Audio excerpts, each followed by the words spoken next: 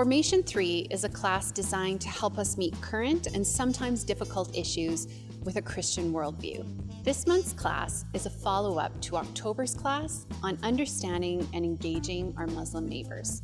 Ellen Gunther will be joining us Thursday, February 9th from 7 to 9 p.m. in the atrium. To inquire or register, visit me at the newsstand or email me at allison@lakeviewchurch.com. Lakeview Church is holding child dedication and baptism on Sunday, February 26th during both services. There is a family potluck supper meeting on Tuesday, February 7th at 6 p.m. in the gallery. The deadline to sign up is February 5th. If you have any questions or would like to register, email me, nancy@lakeviewchurch.com, or see me at the newsstand. At Lakeview, we like to create opportunities to build community and connect with one another. And what better way to do that than to share a meal with each other? So next Sunday, February 12th, we invite you to stick around following the service and enjoy lunch with us. Lunch is by donation, so we'll see you then. We're working on a special project for Good Friday, and we're looking for the following talented people to help us out. A DJ, someone who can read Braille or knows somebody that can read Braille, a carpenter, and a couple of electricians. So if you're interested, email me at joe@lakeviewchurch.com. So those are your announcements this week. For more information, visit us online at lakeviewchurch.com.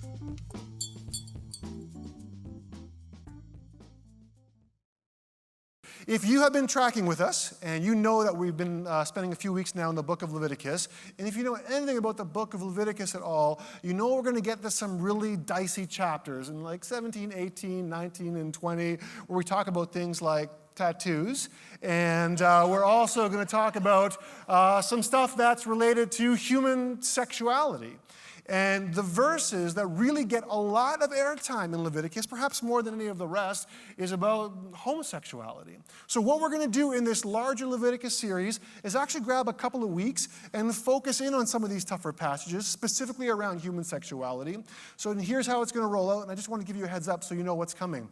So on March the 5th, Sunday, March the 5th, right here, I'm actually going to host a live interview conversation. I'm going to have two guys with me on stage. Both men, both are Christians, both identify as gay. One would say that he hopes that God brings him a husband, and the other would say, no, I'm actually submitting this part of my sexuality to Jesus. My convictions tell me I can't follow through on my feelings. So here's what I want to do. On that Sunday, I want to personalize this issue. I want to talk to people who are actually walking through it and gently bring us all as a church community into this conversation. And then the next week, on March the 12th, that's when we're going to pull apart 17, 18, 19 of Leviticus. So we're going to do the relational part on the 5th, and then the theology part on the 12th. So that's just a big reminder to you to make sure, do yourself a favor and be there. And if you know someone who's got some questions about how sexuality and the church and God and all that fuses together, especially through the lens of Leviticus, this might be a great time to invite them. Sound good? It's going to be a barn burner. Thank you. Thank you for that. Yep, one of you is going to be there. Awesome. Thanks. So Leviticus this morning, we're in chapters 11 and 12, and here's what I'd like for us to talk about today. I want to talk about what it means to be followers of Jesus, what it means to hold on to our faith when we walk into parts of life where things are unclear. You're just unsure of what to do. I want to talk about our faith in terms of what happens when you run up against things that are unknown, monsters that you have never seen before. And lastly, I want to talk a little bit about what do we do with our faith when life completely wears us out.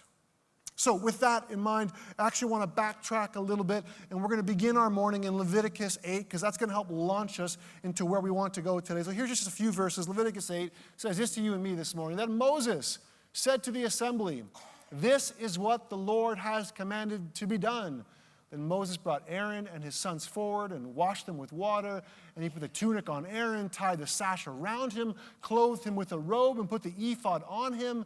He also fastened the ephod with a decorative waistband, which he tied around him. He placed the breastpiece on him and put the Urim and Thummim in the breastpiece. So what we're getting here is how, or part of the way, that priests are dressed for their duties. You could see this as their costume or as their utility belt. Everything they're going to need to do what they have to do is contained in their clothing. Some of it is very practical, and some of it is symbolic. And amongst these tools, Leviticus names two very interesting things, this Urim and Thummim. Say them with me on Urim on three. Ready? 1, 2, 3, Urim. And on Thummim. 1, 2, 3, Thummim. So these are two special things that are part of the garb, and here's what we think they are. This is part of Leviticus's grilled cheese sandwich here. Some scholars would say they're two-sided discs, or they're like coins. Others would say, no, they're more like a multi-sided dice. Regardless, they both agree that these are tools that were used to cast lots, to figure something out. So if a priest didn't know what to do, he would either flip these coins or roll these dice and say, okay, God, what is your answer?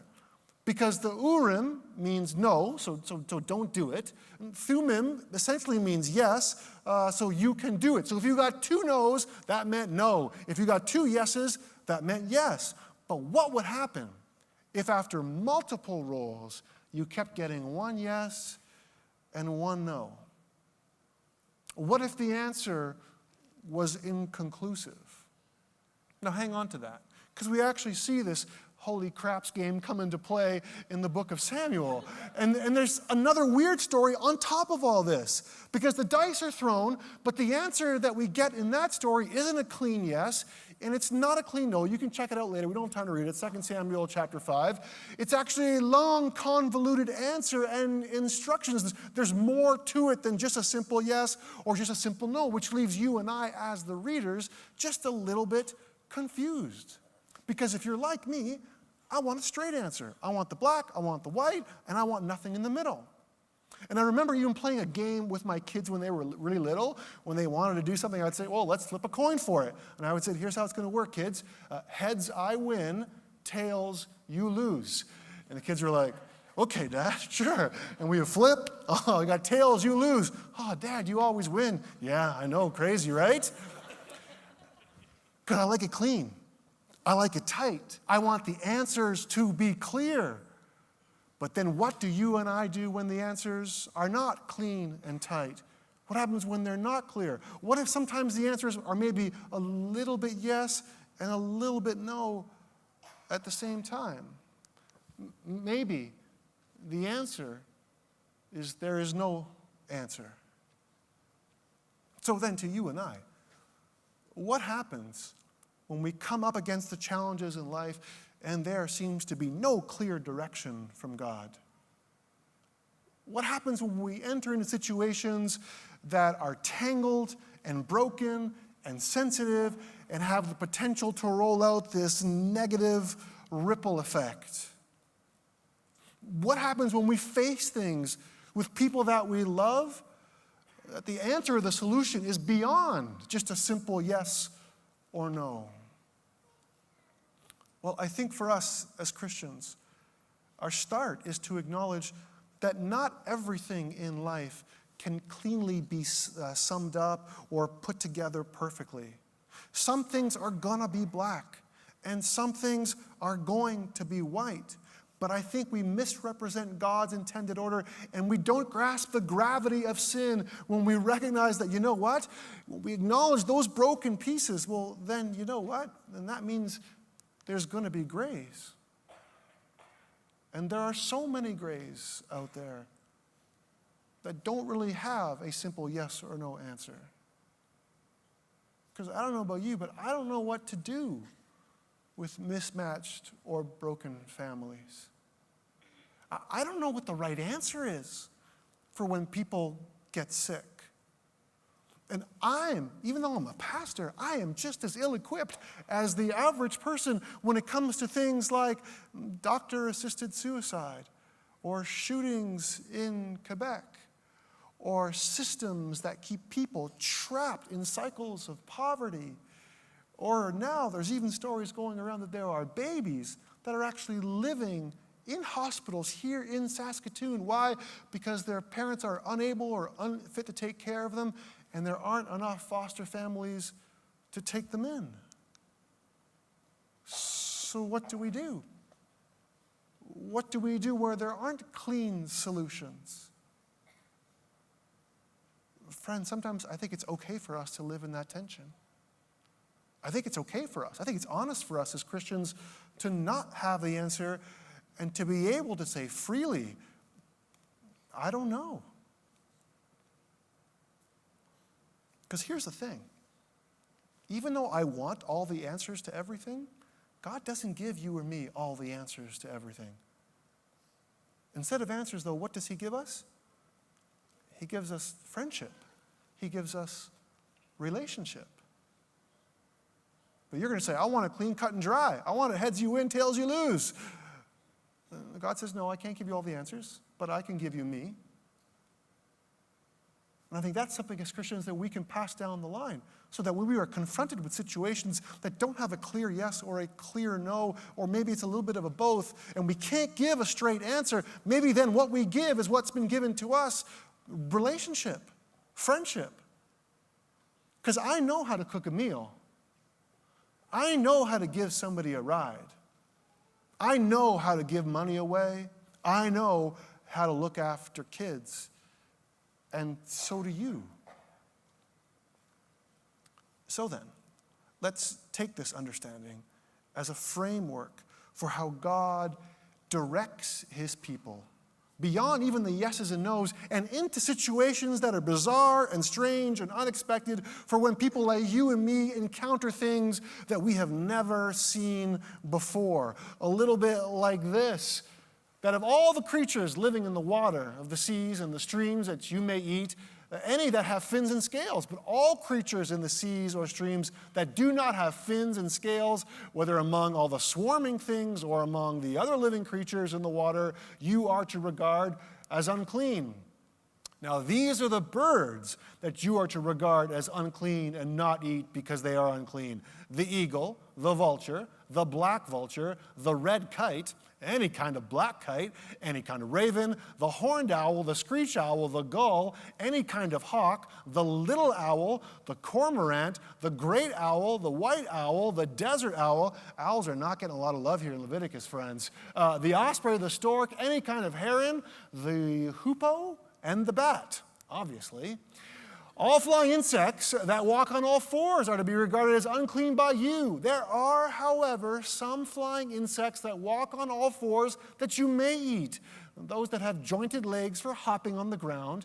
Of these you may eat any kind of locust, katydid, cricket, or grasshopper. But all other flying insects that have 4 legs you are to regard as unclean. And of the animals that move along the ground, these are unclean for you: the weasel, the rat, any kind of great lizard, the gecko, the monitor lizard, the wall lizard, the skink, and the chameleon. Of all of those that move along the ground, these are unclean for you, but I really want to try chameleon. Don't you want to? Just medium rare with, I don't know, some potatoes and maybe some green beans or something. I want to see if it changes colors even when it's sliced up. No? Here's the thing. First off, let's be careful not to put our modern day diets and understanding on food. Let's not impose them on these people who are living in this time, right? Because imagine they came into our world and watched the way we eat. What is this Big Mac that you call? What's it made out of? I don't know. Secret sauce? And other than that, I have no idea. No idea. Because some of us have very particular dietary restrictions that they wouldn't understand. And for us too, we can look in on that and say, you know what, I don't quite get all of that bit. I wasn't going to eat an owl or a rat, but okay, fine, if you're making sure that's great too. So keep that in mind, and also keep in mind that when we look through passages in Leviticus like we have so far, it's not usually about the thing it's talking about, it's usually about the thing that's behind the thing. So then, why all these dietary laws? Scholars think it's probably one of 3 or a mix of 3 things. It could be health. It could be just public health and hygiene saying, hey, rats, carrier of diseases, you probably shouldn't eat that. Okay, fine, cool. A second group of scholars will say this, you know what? No, it's more religious, it's more cultic. Remember, it's about holiness here. God wants his people to be distinct, and there are other pagan religions eating all that kind of stuff. So when chameleon comes on your plate, you say, I'm not going to eat that. That's a sign and a symbol that you have put yourself aside for God. Fine. The third group of scholars would say this. It might be a bit arbitrary. It might be symbolic. It might transcend our understanding. Or maybe God just puts these things out there because he wants to see if his people are going to obey. So out of any of those things, then what does somebody look like? What is the kind of person that would actually follow through on these laws? What would they be all about? How would we recognize them? Well, I think they look a little bit like John the Baptist. Because John's clothes were made of camel's hair, and he had a leather belt around his waist, and his food was locusts and wild honey. So think about this here then, that maybe John isn't so much a nutty wild man. Maybe John is just following the meal plan and the dress code that we'll get to in a few weeks. So then for you and I, when we bring all these strange things together, what does it mean for you and me right here today in 2016 Saskatoon? I think we can start here. I think that God is, what he's doing here in this passage is that he's laying out blueprints. He's laying out boundaries and guidelines, partly to protect, partly to set out distinctions, but more than that, what I think he's doing is that he's giving people the tools that they need to navigate their way through life in the face of things that they've never seen or experienced before. Now, how are we getting all of this from dietary laws? I want you to think about it this way. Think about it geographically right off of the bat here. And let's talk about the seafood recommendations here. So think about ancient Israel. Ancient Israel had very few freshwater streams under their control.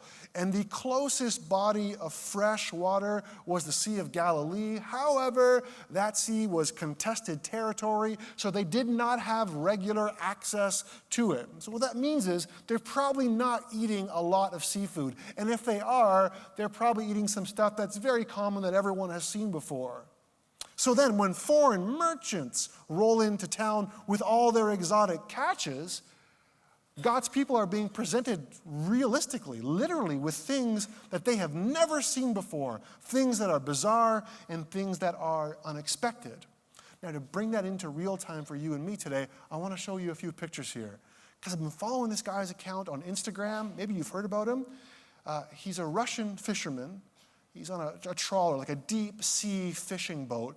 And what he's doing is he's taking pictures of these crazy sea creatures that are being caught in his net for all the world to see. Are you ready for this one here? Guys, buckle up, buckle up. Look at this right here, real quick here. Okay, you can see through that one right there. You can see the insides from the outside. And then the one on your right, I was looking at it and I thought, oh, it's sort of like a praying mantis sort of thing. But then I realized that's his jaw. But the bottom of his jaw is kind of missing. So where does the food go? Does he just shove it into his brain cavity? It doesn't stop there. Look at these guys right here. Look at the teeth on that one. They're like little Christmas trees, little spiky Christmas trees. And the one on the right has got one eyeball square on the top of his head. And I want to show you just one more right now. And viewer discretion advised.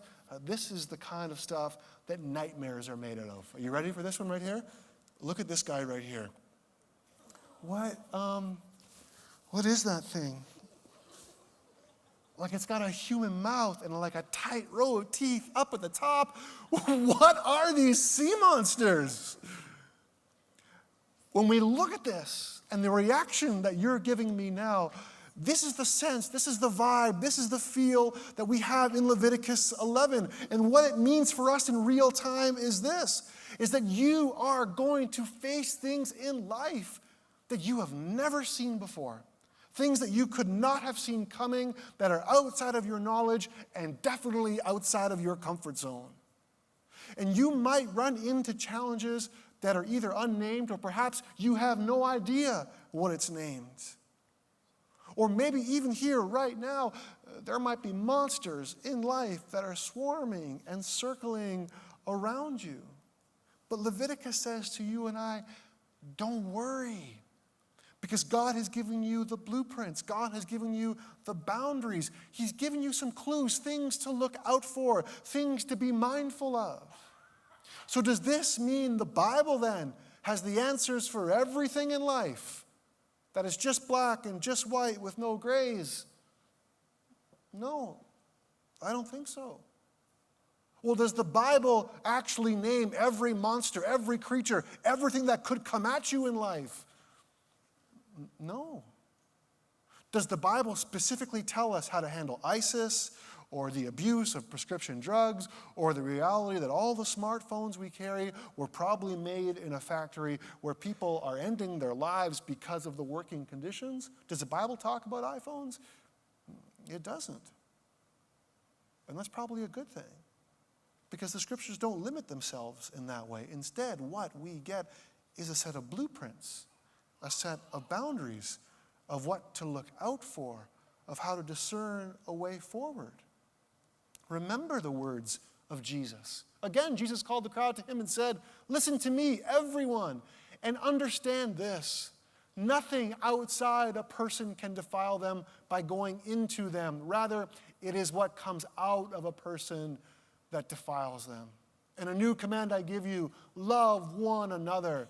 As I have loved you, so you must love one another. By this, everyone will know that you are my disciples if you love one another." What this is saying is that Jesus doesn't care so much about what you eat. Jesus cares about who you love. And we need to remember that as Leviticus is locked down to a certain place, people, and time, that we probably shouldn't understand the meal plan from Leviticus 11 as this timeless requirement. Instead, it is a blueprint for holiness. Why holiness? Well, because the end of the chapter ends like this: that I am the Lord your God. Consecrate yourselves and be holy, because I am holy. I am the Lord who brought you out of Egypt to be your God. Therefore, be holy, because I am holy. God says to you and me today, I'm holy, you be holy. I set slaves free, you set slaves free. I am good, you be the good news to others. So how do we see holiness? We've seen it sort of unpacked and peeled back chapter after chapter after chapter in Leviticus. How do we see holiness play itself out in Leviticus 11? I think it's like this. I think holiness is trusting God when you're faced with things that you have never seen before. I think holiness is submitting yourself to God and recognizing that there are things that are beyond your control or understanding. I think Leviticus explains that, you know what, we need to resist the temptation to hijack our own health and our own wholeness, and instead just trust God to get us out of whatever Egypt you may find yourself in. Or as St. Augustine puts it so neatly, love God and do as you please. Because when you get the first part down, the rest of it falls into place. Why? Because it's a blueprint that you can place over anything. One last part that I think ties up what we've been talking about so well. This is Leviticus 12, first 6 verses, says this to you and I. But the Lord said to Moses, "Say to the Israelites, a woman who becomes pregnant and gives birth to a son will be ceremonially unclean for 7 days, just as she is unclean during her monthly period." Okay, here we go. On the 8th day, the boy is to be circumcised. Then the woman must wait 33 days to be purified from her bleeding. She must not touch anything sacred or go to the sanctuary until the days of her purification are over. If she gives birth to a daughter, for 2 weeks the woman will be unclean, as during her period, when she must wait 66 days to be purified from her bleeding. And when the days of her purification for a son or daughter are over, She is to bring the priest at the entrance to the tent of meeting a year-old lamb for a burnt offering and a young pigeon or a dove for a sin offering. He shall offer them before the Lord to make atonement for her, and then she will be ceremonially clean from her flow of blood. Friends, this is another one of those Leviticus grilled cheese sandwiches where people are not quite sure exactly what's going on here.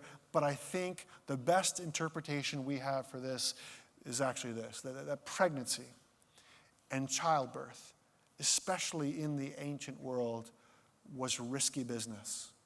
That there was a high mortality rate for both mothers and children, a real possibility they could die. And on top of all that, there was enough pagan religions out there that were doing a whole bunch of wacky stuff to kids and to moms during that time post-birth.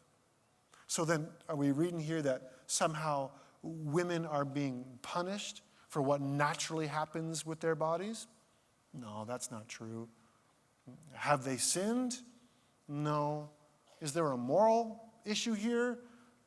No, this isn't so much a sin offering as it is a purification offering. So then the question remains for us, well then why? Why is her life on pause for a number of days? I think the answer is vulnerability. For the woman and for the child, post-birth, they're both in a very weakened condition. So Leviticus says to them and to us, well, give them a break. Look out for them.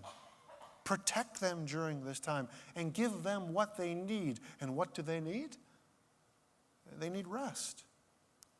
So then, ritual disablement is not a hardship. Indeed, she needs the privilege of rest.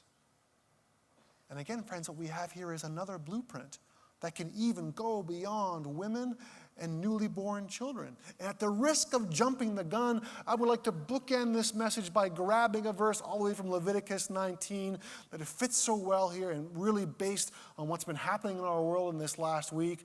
This would be the opportune time to share it. It says this, is that when a foreigner resides among you in your land, do not mistreat them.